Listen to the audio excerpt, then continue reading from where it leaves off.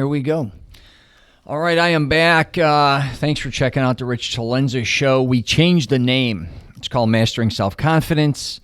If you think it sucks, it's Robert Benenati's fault. He's the one who made me change it. No, he didn't make me change it, but I thought it was a great idea. I don't know if you've ever listened to me previously, but it was called the Rich CELENZA Show. WTF are you talking about? Because a lot of times people that I met throughout my entire life or in all different places all over the world, most of the time I didn't know what the fuck they were talking about. So I thought that was kind of a funny name. I still do. There's another podcast that's really well known called WTF. I don't know if you know that, Robert. No. Well, anyways, I got Robert with me. And I've been doing a lot of podcasts on Zoom. I think I did around 45, Robert. I did a lot. On Zoom? Yeah, with different guests. Now with the pandemic and all that, that's the route you took, and you did very well. And then Robert has Real Business Podcast that he does as well. He doesn't do as many, much higher production value. I think he does a much better job than I do, to be very honest with you, on many different levels.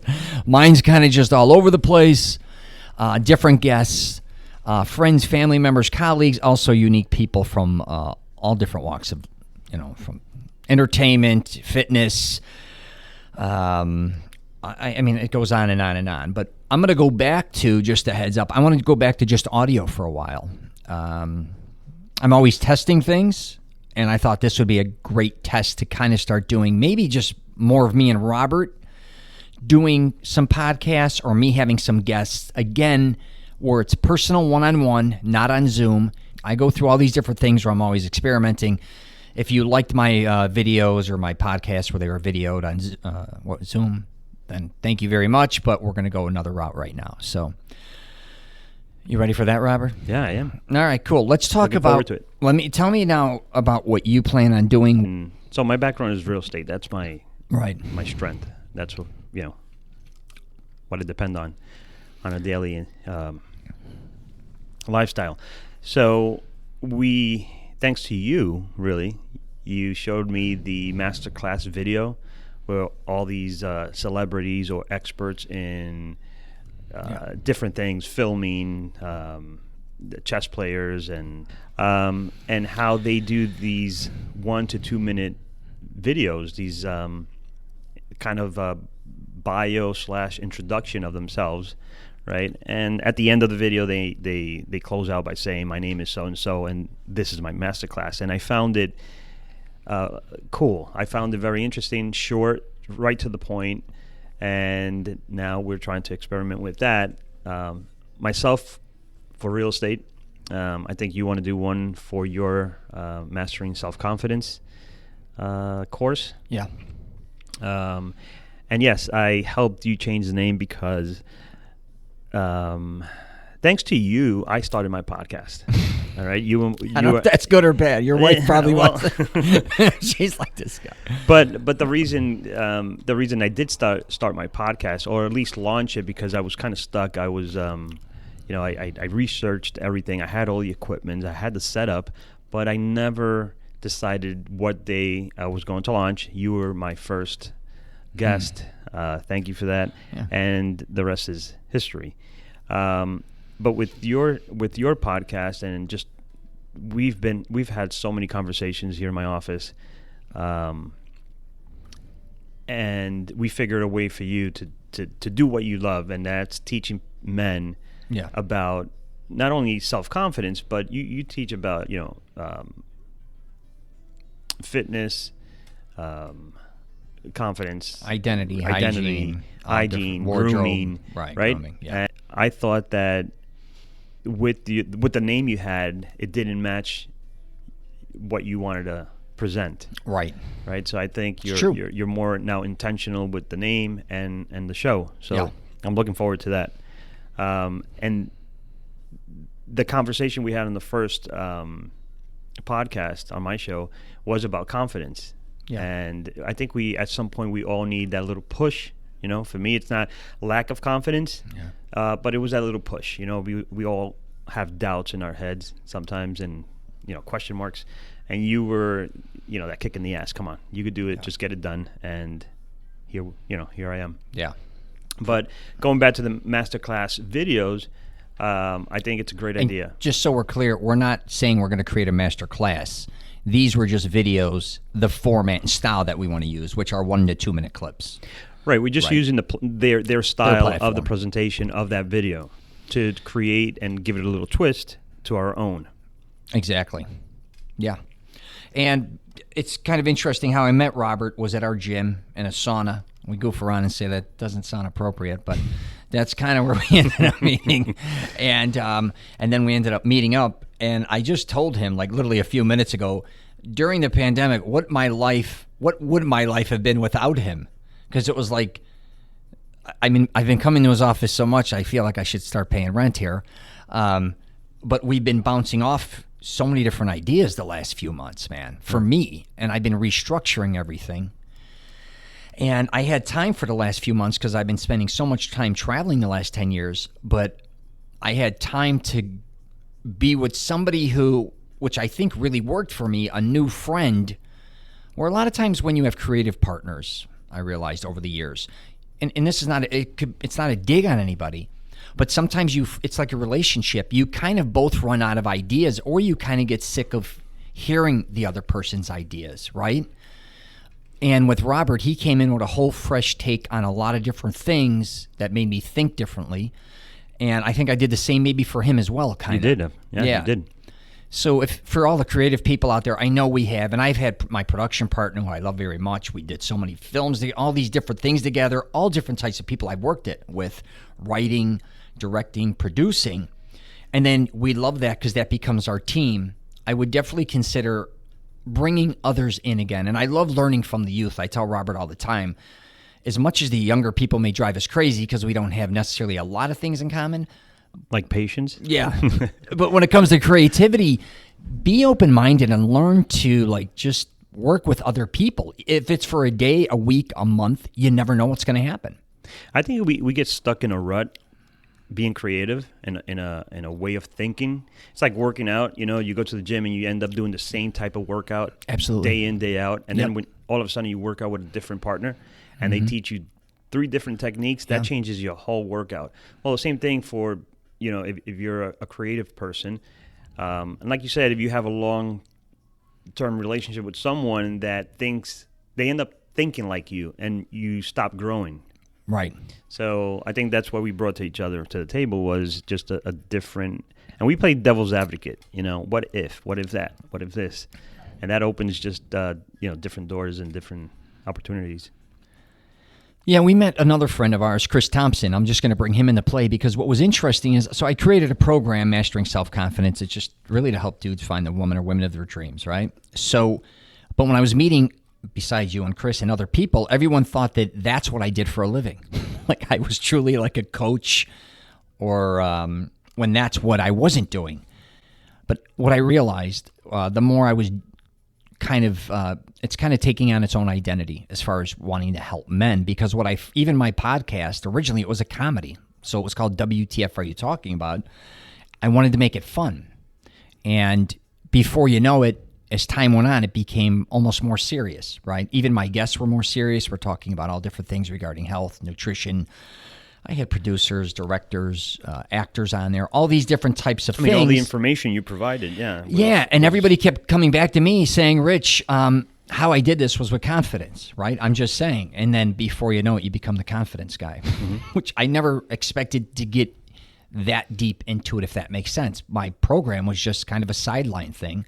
But now that we're going through the pandemic, it almost for the last 4 months, I focused in on saying, wow, I didn't realize that the impact maybe that I've had or others have had on me and just learning about confidence in general, how some of us, no matter who you are, you may have confidence in certain things, but you lack a lot of confidence in other areas, wouldn't you say? Or? Sometimes the lack of knowledge of a certain topic creates that doubt. It's not so much lack of confidence, right?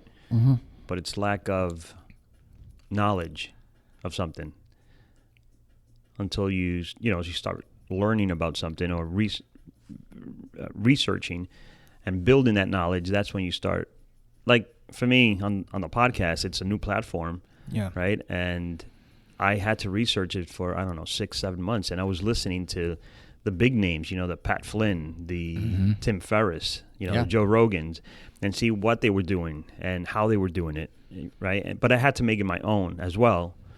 But that gave me a base, and then, like I said, and I owe it to you, I had all this information, I had all the equipment, but until I didn't get that push, that final push, that's when, and then it just became natural. It flows. It flows. It's fun, and I don't even think of it anymore about of what I had to go through. Not being scared. Not being scared. A lot of times, yeah. And what I think I even told you when I met you, just go where your energy leads you. And that's what happened to you, I think, with the confidence thing. You were trying to do something funny, and you've impacted so many people with confidence, not knowing that naturally that's who you are and that's what you, teach in a way. Yeah. Right? Yeah. And sometimes we don't pay attention to who we are. We want to be someone else. Yeah. For me, it always falls back to real estate, regardless of I want to do this podcast, YouTube. I want to do something about, I don't know, fishing, hunting, whatever it is, right? Yeah. It ends up always naturally going back to real estate, and I have to pay attention to that. Yeah. When I first met Robert, it was so interesting because he said, "This is my schedule, and then this is my life." And I was like, hell yeah, that's the way to go about it. But now that he's becoming more and more creative, it just like a lot of us, it takes so much time and effort to kind of try new things and just change the pattern of our life. Yeah, but it's still separated. Yeah, for sure. To go back to that, I usually work like from 9 a.m., because the first couple hours of my life, it's more about me, about, meditation, journalism, journaling, writing my gratitudes and meditating, thinking and setting up the rest of my day.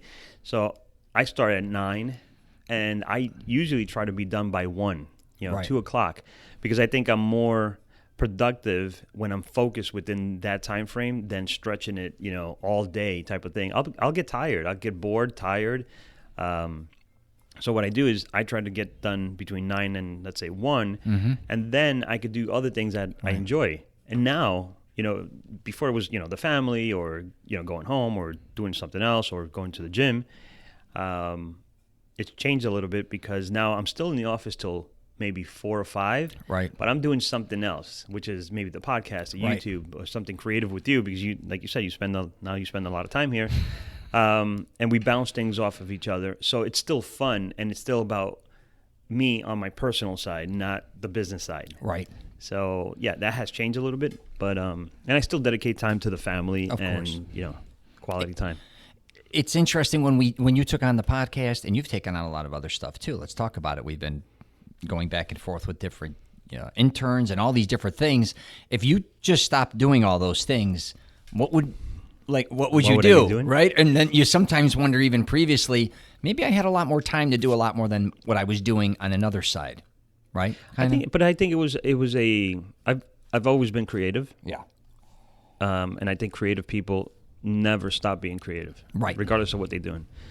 For me, it was a time of kind of slowing down for the last couple of years, in the sense of I seen my daughters grow, and I said, well, they'll turn 18 soon, go to college, and then I won't have them. So I wanted to make the best out of I agree, the last maybe 2.5, 3 years, and spend more time with them, right? For sure, and prepare them for life, and talk about things that school doesn't teach them. I agree.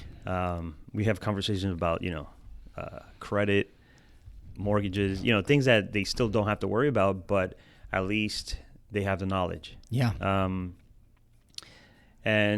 But now it's swapped back to being creative and putting all this energy and time into just creating whatever it is. It has been a crazy.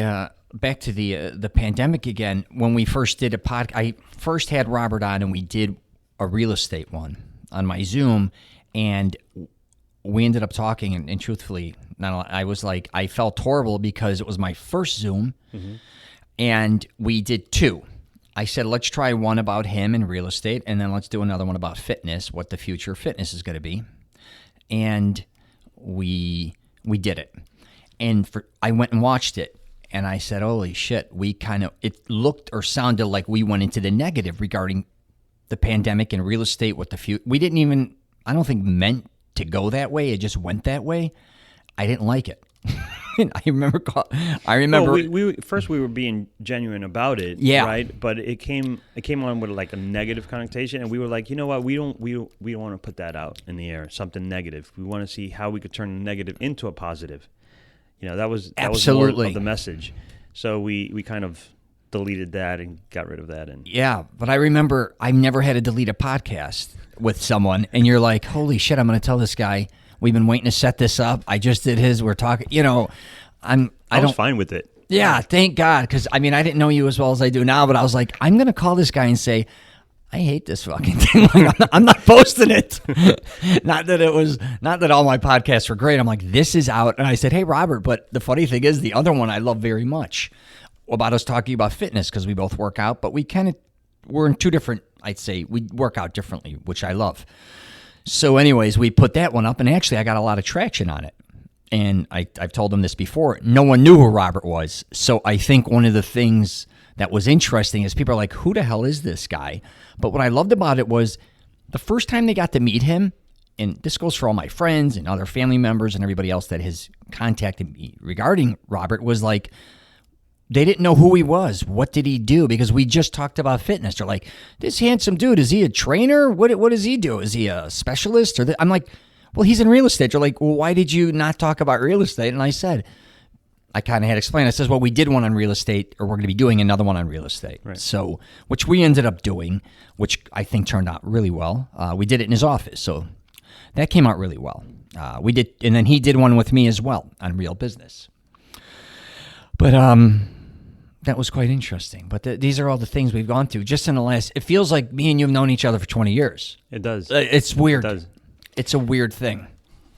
The thing with all this technology and social media, is that you test things and you never know where it's going. Right. Or you start with you think you have an idea, or a direction, and then all of a sudden it just makes a sharp 90-degree turn, and you're going the other way. Or, but it's fun. It's fun that you can do that, especially for us. Knowing you too, that you don't give a fuck what you're doing, how you do things, right? Yeah. It's about the journey. It's about the journey and having fun doing it, and this gives you that freedom.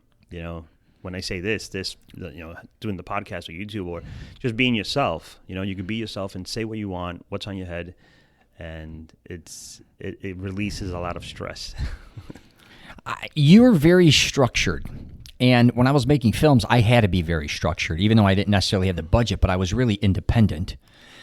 And I wanted things a certain way. And I love that you're still like this, right?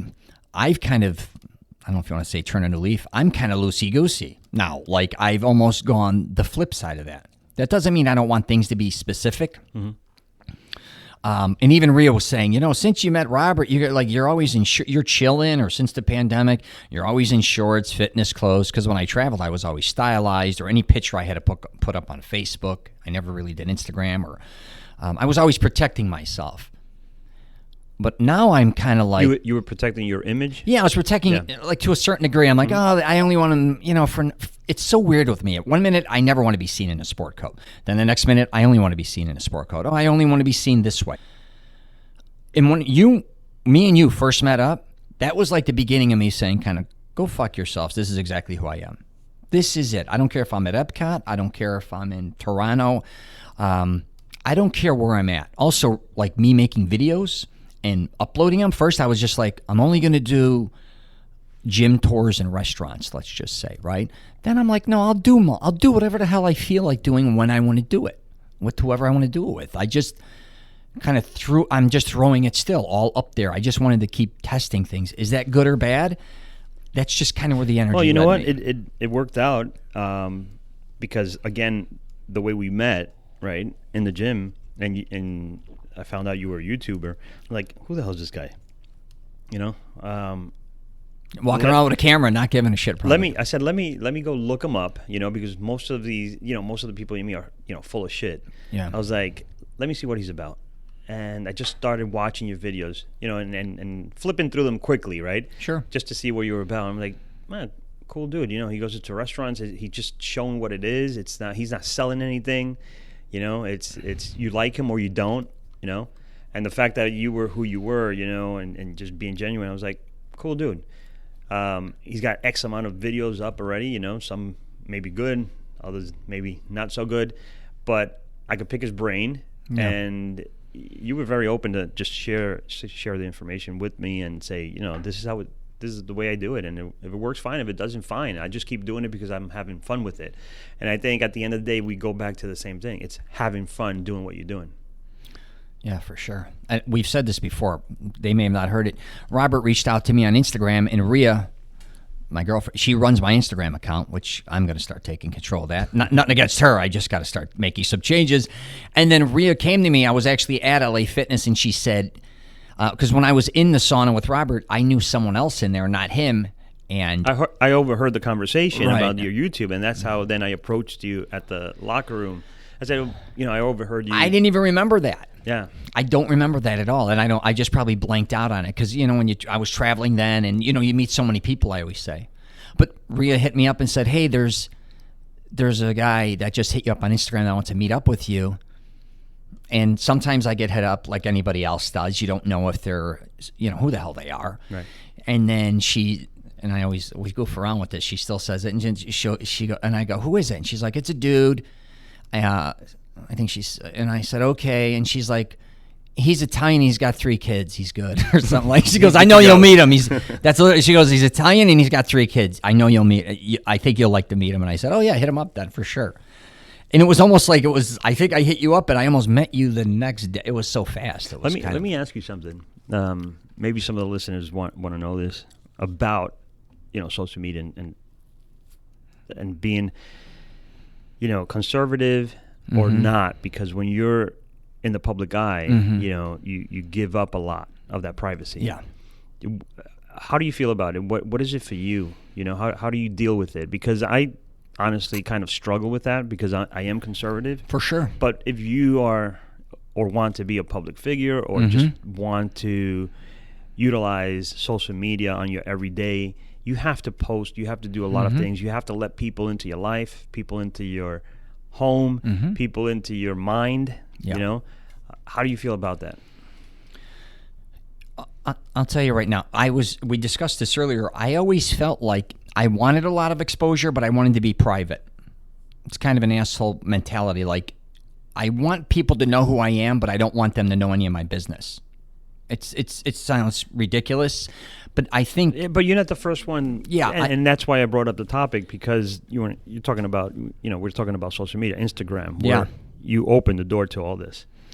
I never expected to do this. I went on Facebook originally because I was dating somebody and they set the account up. I was pissed off because MySpace, I was making my films and I was getting a lot of notoriety on MySpace. I literally went from nothing to like 14,000 friends, which was starting to do really well. And they let us put up clips of our films and all this, and I loved it. My buddy came over, my production partner, and he said, Rich, I see a platform that's going to be unbelievable for us. Like, we can get our shit out there. My thing was, I always, making films, you want everything to be controlled, right, back then, and you want to show people exactly what you want to show them, because I was a control freak, kind of. Scripted materials, it could be a short film, a full feature, a trailer, whatever the case may be. So I loved MySpace. Then everybody turned on MySpace and went Facebook, and I was pissed off. So my cousin hit me up and said, Rich, do LinkedIn. I said, okay, that's kind of corporate. I'm like, dude, I'm not a corporate dude. I'm a filmmaker. You know what I'm saying? And then he's like, no, just there's really great contacts and blah, blah, blah. So I really actually fell in love with LinkedIn. I have more contacts on there than I ever dreamt. But what happened with me is with Facebook, I started to travel a lot.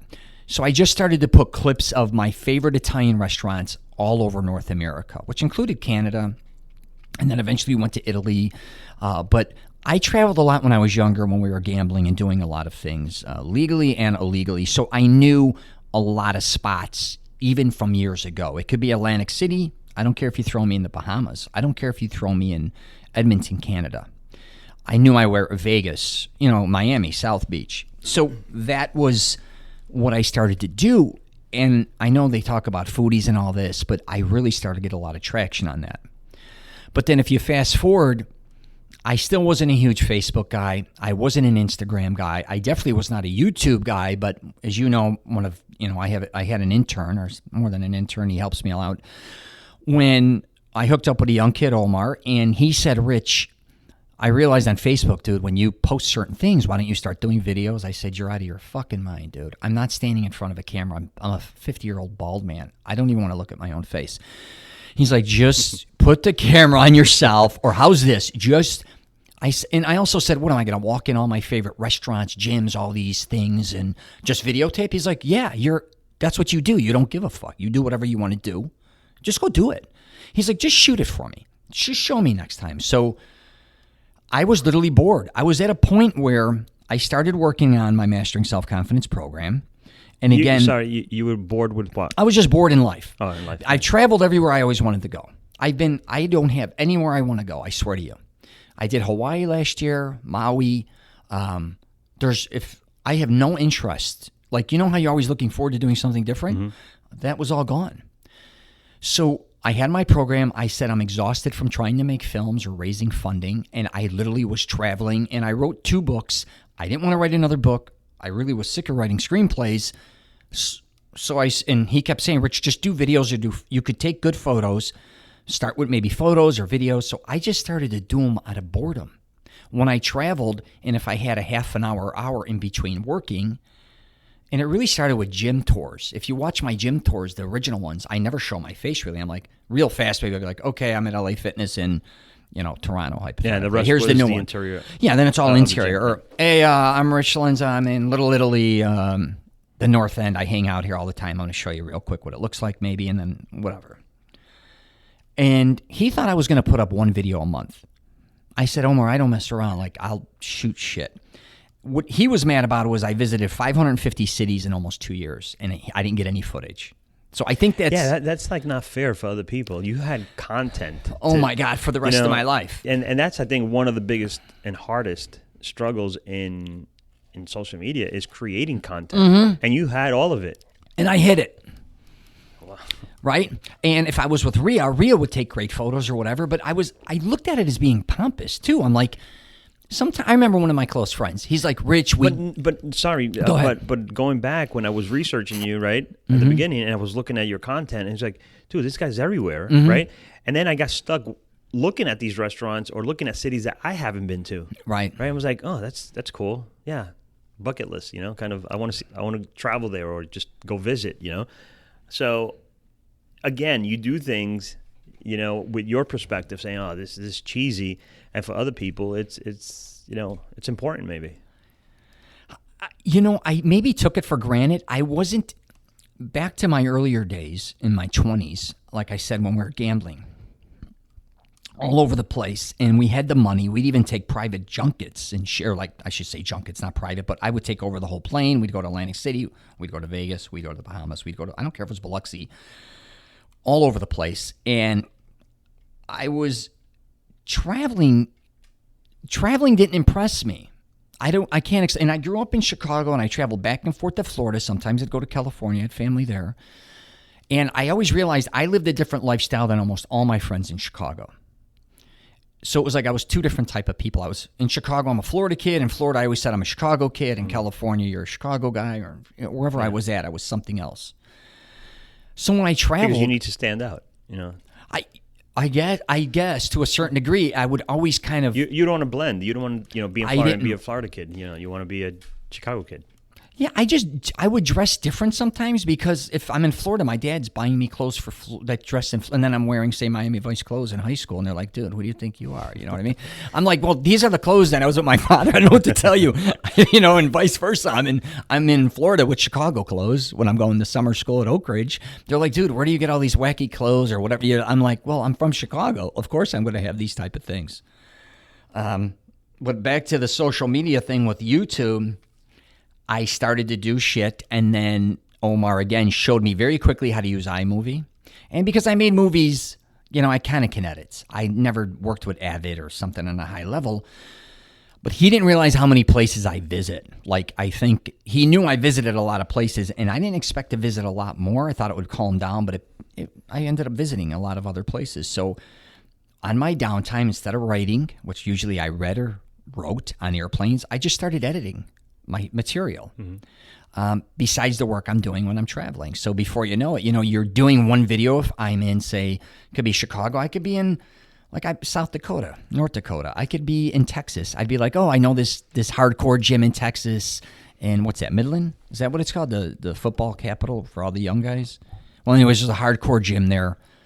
And I said, oh, let me do a video. I called the guy. And it was funny. A lot of videoing that I did, either people loved me or hated me. And that's going to happen with everything. Yeah. Yeah.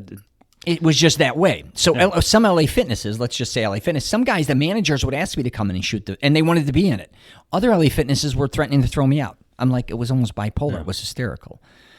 But again, I didn't give a shit. So again, I think I'm kind of known as a YouTuber. I never thought about that till you just said it. I just upload shit that I want to showcase, I guess. So that's how it ended up. But to answer the question that I asked you about the privacy, being back to that. being public and being conservative and not allowing people into your house, you were creating content outside of your house, or outside of your really personal life. You were being subjective to the location you were at. Yes. So this is where I'm at.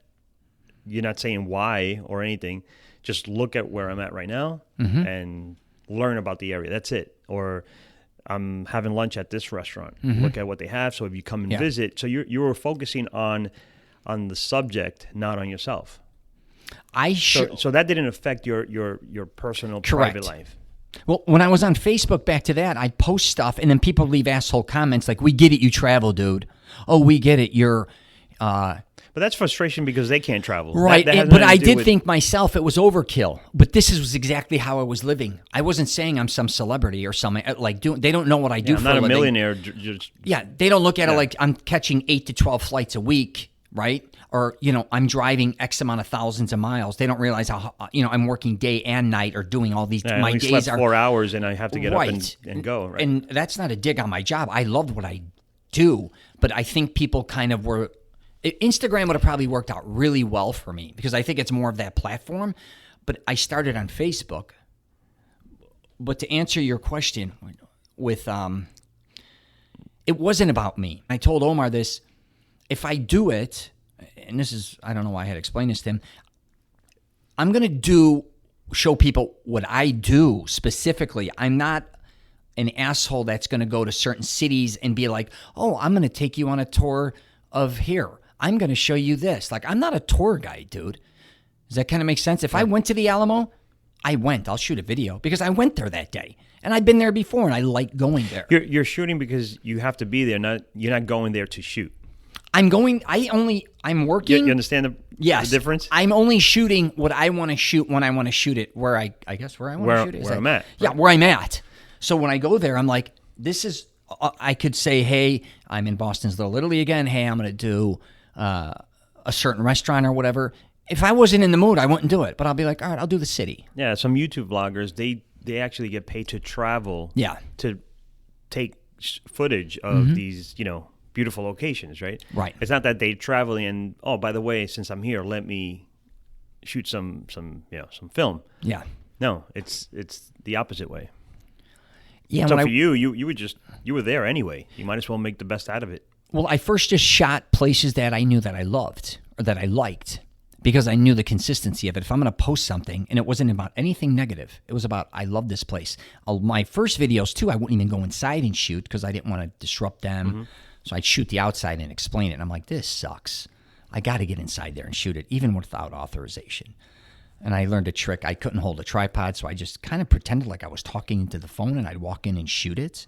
And again, I'm not going to kid. You got to have confidence. You just walk in bars or restaurants, malls. I've been almost, I've had mall security chase me down. I've had not that I was running from them, but they want me to release, or I'd have to sign paperwork, like all these different types of things. But what I realized then after I went to all these places that I really liked, then I was kind of hitting the wall saying, oh my God, like let me ask other people. It's time for me to experiment and try different places. So it would be like, hey, I'm going to go in this Italian restaurant. I never been here. Let's check it out. If I went in and I liked it, I'd post it. If I didn't, I would delete it. So I took on a new level of testing, I guess you could say, for myself, instead of kind of always just going to the same place, because I wanted to experiment with something new a lot of times as well. Right. It could be a new smoothie spot. It could be a new gym. It could be whatever the case may be. So even if it cost me money, I'd be like, hey, I'd ask people, hey, on Facebook or wherever, hey, I'm going to this city. What's a cool gym, hardcore? Like, what's something off the grid? Is there, or I would research it. For all fairness, for those watching those videos that said, oh, we get it, you're traveling. Mm-hmm. When I watched the videos, I didn't know why you were traveling. Well, that was I could have assumed anything. Why does he get to travel to different cities every Sure. week, right? Mm-hmm. Because all you mentioned and showed were gyms and restaurants. Yeah, like, man, what a cool life. Is he retired? Is he right? Did he have a company, sold it, is a millionaire, and he just gets to travel, or is he working actually? Why does he travel? And then I get to meet you, and you explained. So then it made sense, Yeah, but it's funny how people start, for sure, assuming things. Well, I love malls. Well, I liked malls, so I actually used to do malls and gyms originally. And I think my most downloaded video now is Mall of America. Mall of America, yeah.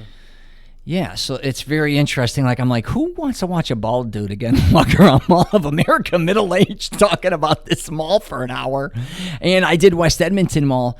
What people don't realize, too, is a lot of times I go to places when I traveled the last 10 years. Sometimes I'm in and out in a day. Sometimes I'd be there for 2 weeks. So I know a lot more than, say, most people. I don't want to sound arrogant sometimes when I'm doing the videos, but say I go to a lot of Little Italies. And I know which places to specifically go to because I basically tried them all, right? Yeah. It's not like me just going to, say, a Little Italy somewhere and saying, going to the trendy spot that everybody goes to. I'll be like, no, I'm going to kind of show you where I go. Mom and pop. Or what it could be anything. So, and that goes for Florida. What's interesting is I never do videos in Florida. Right. Though. I was just going to ask you that. We live in Orlando, Florida, right? Mm-hmm. We live in all the parks. That's what people come here for, right? Yeah. Have you used any of these parks? I did, Universal Studios during the pandemic. You did? Yeah, that's it. How'd it go? I think it did pretty well. I forgot how many thousands, but it's up there. It's up there? I mean, we have Downtown Disney, we have SeaWorld. We have so many different parks. It's crazy. That you could create so much content. Obviously, you got to pay to get in, whatnot, which is kind of expensive. Yeah. But you can create a lot of content here. And I basically been coming here since I was 5 years old, and I don't know anybody who knows the parks necessarily much better than I do. And I also grew up in them with my step aunt. She started SeaWorld, but my kids, along with me, I always had season tickets to everything. All the 6 parks at Disney, obviously SeaWorld. We used to do Wet n Wild and Universal Studios and Islands of Adventure. So I'm still a member of Universal still because I'm a lunatic. I still have it. I don't like the parks. See, I know my daughters were. One was born here. The other one got here when she was 1, and we did the parks at the beginning, more for them, but. Not even they don't go now. Like they don't. I mean, it's brutal to My kids are sick of it too, and both of my kids worked at Universal. They're sick of it. They won't even. I'm still doing after 4. I was doing. I'm not doing it now because of the pandemic. Epcot. I don't know. I think I'm a professional tourist. I realized about myself. I love Epcot just because of the restaurants and the food. It's cool, right? You get to walk. Yeah, you get to walk. You get the. What do you got? The wine festival once a year? Yeah, the music, the wine. Food and wine. Yeah, food and wine, exactly. I used to I went through a period through my late teens and then all the way up until I had kids where I was like, F the parks, I'm sick of tourists, because we live in Orlando. But I used to say about my kids, like, They fell in love with Disney. It was the perfect timing with Pixar. I love Pixar, Toy Story, but it was a really good timing where Disney was kind of doing a lot of different things, so we fell into that. The parks were changing. They were upgrading. Same with Universal. They were building Islands of Adventure, City Walk, right? All these. Yeah, there was a time they were There was a time updating it was lot of exploding, things, yeah. and it was basically at the beginning of 2000, and it's still going on. But we went through all those different phases. So what I loved about it, my kids grew up, and I kind of lived my childhood all over again. I know it sounds kind of weird, like I'm a corny person. No, and they made a lot of movies that grown-ups could relate to. For sure. You know? Yeah, and I'm a cheesy. I could live anywhere in Florida, really, Like for Harry the most Potter part. was one of the biggest ones. Well, And- yeah, my daughter was obsessed with Yeah. Harry Potter. So again, Universal kept doing things. Let's just say not only within the parks, but they were adding more parks. Same like my kids. They seen Animal Kingdom. They seen MGM was there, but it wasn't as good or whatever. Hollywood Studios. It's really gone really well. It's changed for the better. Obviously, Star Wars and Galaxy's Edge, all these things they keep adding. That's newer, but we were always, for some reason I was obsessed with taking my kids to the park. But one of the things was my daughters, the youngest one loved The Mermaid, and my oldest daughter had a liver transplant, and I wanted to keep her active. So I always wanted to go to water parks besides just the parks. So summertime was water parks. It'd be Wet n Wild, Blizzard Beach, Typhoon Lagoon. They'd even go to SeaWorlds, but I wasn't into that park. But, it's just a different, or like I was about to say, I can live anywhere in Florida. For some reason, I don't leave Orlando. I don't know if I feel like a kid here. I mean, but again, besides the I don't parks, know. you have content like... Oh, my God, yeah. You got the beaches, restaurants, I do some. springs, old cities. I mean, there's so I know. much you can... I know, and I'm in all get those. to do here, yeah. I do some in Clearwater. I've done Clearwater. I've done St. Pete's, some of my favorite restaurants, gelato I mean, you got the Keys, shops. Siesta Key. You have the Gulf Coast. And I'm there. I go there all the time. I know. It's, again, you got to realize, too, a lot of times when it comes to content, it takes up a lot of your time, and it's an inconvenience to others. So when I went to Universal to do the pandemic, me, Rhea, and her daughter, at first Rhea's like, oh my God, you should shoot this. We were, she's like, show people what this looks like. For one, I'm like, oh my God, now what's my brain going to look like? Like, now I'm a middle-aged dude hanging out in parks tours? Like, now, you're like laughing at yourself. Yeah, but you know what? Parents want to know because Yes. they're taking their kids, so they want to know from For sure. from an adult, right? From an adult's point of view. I was researching who's the highest paid YouTuber, and it's this 8-year-old. I think Oh, he's yeah. Toys. Yeah. Toy review. I know. I heard that. It's crazy, right? This Asian, I think they're Asian, an Asian family, and I think the dad does obviously all the editing and whatnot, but this kid reviews toys. Yeah. $26 million a year. Yeah. It's crazy. I know. I heard of him. Right? Yeah. I didn't do YouTube thinking I'd ever make money on it. I everything I've done creative wise, I don't. Maybe it's a fault of mine. No, you know what? It's a conversation we were having before Yeah. starting the podcast, right? How to monetize social media. Yes. Because sometimes you just create content, right, with value, but if you don't take it to the next level and scale it, you're just making noise at the end of the day, right? Again, you have to want to monetize, right, and see it as a business. You, on the other hand, I think you just do it for fun. You do it just because you want to put content out there. Yes. But I'm the one pushing you a little bit and say, hey, Structure. you could take this to, and scale it. For sure. That's what I need to do. That's part of the problem with my YouTube, and part of, I think, the reason I should be getting more subscribers is I'm kind of all over the place. So if you like me for fitness, hypothetically, or for confidence, then all of a sudden I'm at Universal Studios, and then the next day I could be who the hell knows where, at a mall. You're like, wait a minute, I thought this guy was about confidence and about fitness. Now I'm walking in, Edmonton Mall, West Edmonton Mall for an hour. What are you doing? Let's make a survey. Let's ask the listeners, what would they want to... I think I have to I want to myself structure this down, because I'm still because we've been in Orlando, I could be doing a lot of other videos. I think about that all the time. I'm like, my God, because I like crazy shit. I wanted to go to McDonald's, say, our big McDonald's here. The big one, yeah. Yeah. 'Cause I've been I going think it's the largest in And I like McDonald's once in a while. So I was going to go, I'm just using that for an example. I was going to go to all my favorite places all over Orlando. If Chris listens to this and saying that you love McDonald's. Oh, Jesus. Chris Thompson. That's why he avoids us now. He can't. Our diet is too hardcore for him. So it's not only McDonald's. It could be, I'm not going to sit there and list, but I love what I love.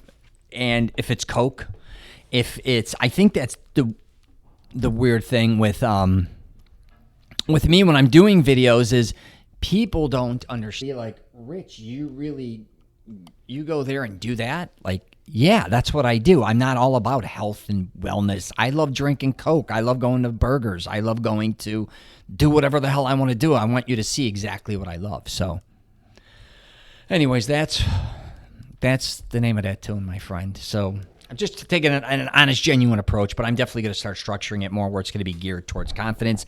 But I also don't want to be an asshole where it looks completely, I guess you could say, I'm not saying arrogant, but I don't want to burn people out on always talking about. So are you doing two things? Subjects. Are you doing the self-confidence as a podcast with no visual, no video, or you're separating the YouTube versus the podcast? Yeah. No, I separate the two. You're going to separate? Yeah, but I'm still going to upload my podcast on YouTube. Just the audio. Just the audio. For now. Okay, and the videos, the YouTubes, what are you doing with that? You're doing content around... I basically just try to, I don't know, I may restructure that, but I try to put up a video a day. A lot of it lately is geared around health and wellness just because of the pandemic. So I think you should, suggestion. Go ahead. You should I like it. Post on YouTube content that supports your podcast about self-confidence. Meaning, I like it. The grooming. Yes. The nutrition, the workout, dressing up, taking care of yourself, or even more, I don't know. More no, stuff, I love it. I absolutely. So that supports your podcast. Yeah, and a lot of that stuff, like you said, I should be doing at home, right? So say grooming. I did a video once in a hotel for somebody, and they were like blown away. I said, here's some tricks on grooming, how to keep your beard specific to your haircut, and all these different things that I've done throughout my years. I don't know why I'm not doing. You catch yourself a lot of times doing. I'm not saying I'm in a rut, but I really like shooting my videos at, say, LA Fitness, right? Because things are coming to me when I'm working out. At home, I'm usually writing. Like me and you are going back and forth talking about the masterclass, like writing different things that I want, ideas, content, and all those things. I need action around me when I shoot video. I don't know how to explain this. I mean, I've shot videos where I'm just talking in the camera, but I'm a lot better when I'm around a lot of energy. Of course. It does affect you, so... I get it. When you're home, your mindset changes. You're at home, relaxed. It's a different place. I do go to the pool, and I go to my backyard, as you know, like on my bench, and I do talk about things, right? But I'm so weird that if I'm somewhere where it's chaos, I'll stand in front of, I don't care if there's 50 people buzzing around me. I can shoot a video and not give a fuck, right? Right. Then I'm at home. I'm like, this backdrop sucks. What am I doing here? There's you're probably not motivated. It's motivation. It comes down to your, to your ambiance, and you say like, well, I don't want to shoot anything here. I don't feel it's right for me. You don't feel comfortable. It kind of almost falls into the performance thing. I was with my father last night at a car show, and then we're watching a band, and every time they would struck the first chord, I'd name the song for him. He's like, Jesus Christ, how did you know? I says, well, I spent my whole life in cars, driving, and music, and he's a musician. He was just shocked that I would know a song so much quicker than he would. And like I said, he's obsessed with music. But I'm looking at the band going, I grew up in a nightclub business with my father, and we used to book bands, book comedians, and I'm like, I never had really, and a lot of my families do, I never had the dream of really being a rock star on stage necessarily. I think I could have maybe been a comedian if I had maybe a partner. But I have no fear a lot of time. I get maybe once in a while, but I have no fear of just being myself in chaos or like performing. When I get by myself, I'm kind of bored. It's almost like the silence shuts me down. You shut down. Yeah, it's almost like I don't want to say I'm a musician, but as you know, they get the energy off the people when they're performing. I feel the same way when I'm shooting my YouTube videos. That makes a lot of sense. Yeah. Yeah. So that's why I do that. And we're doing them by ourselves. So maybe if I had a sidekick again to say, hey, Rich, let's do this or let's do that. But at home, that's how I feel. So get yourself a partner. I'll be calling you at 2 a.m. Hey, let's do like a wardrobe thing in the closet. You'll be like, shut the F up. So anyways, let's wrap this shit up, right? How long? You got to get the hell out of here. I'm getting the hell out of here. I'm going to the gym. Right. That's all. I mean, I'm not going to get nuts here. Thanks for listening. Yeah, the new title again. What is it again? The Rich CELENZA Show, Mastering Self-Confidence. If you want to check out Robert's real business, Robert Benenati, tell them where the hell you are. So at least maybe if they want to check you out too. Well, you can find me on the Real Business Podcast. I'm on YouTube, Facebook, Instagram, on all the on all the podcast platforms, Apple, Spotify. I try to do one a week. Mm-hmm. Right now, it's been so busy in the real estate end, so I'm doing probably one every 2 weeks. But it's more tailored around business people, entrepreneurs, marketing gurus, top performers, learning from them, from their mistakes, and what to do and what not to do. It's good. So it's good stuff. All right, thanks all for right, having me. let's wrap it up there. All right, brother. Thanks.